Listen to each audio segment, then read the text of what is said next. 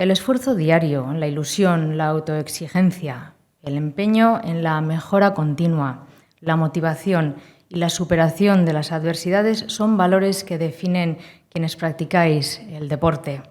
Y son valores que son necesarios poner en práctica, más allá del deporte, como decía en euskera, sobre todo a la hora de hacer frente de manera efectiva y de manera colectiva a los retos que como sociedad tenemos por delante. Por eso os admiramos y os agradecemos vuestro ejemplo.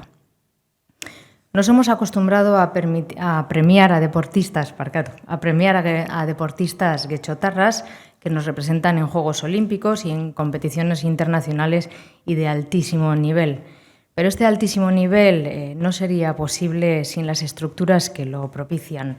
Me refiero sobre todo, y como bien se ha dicho ahora mismo, a los clubes y a las asociaciones que conformáis todo el tejido asociativo de Guecho, que yo muchas veces digo que sois el alma de nuestro municipio, que con estrecha colaboración con Guecho Kirolak pues ofrecéis un sinfín de propuestas deportivas que no solo brillan en el ámbito competitivo, sino que también sois magníficamente recibidas por la ciudadanía guechotarra.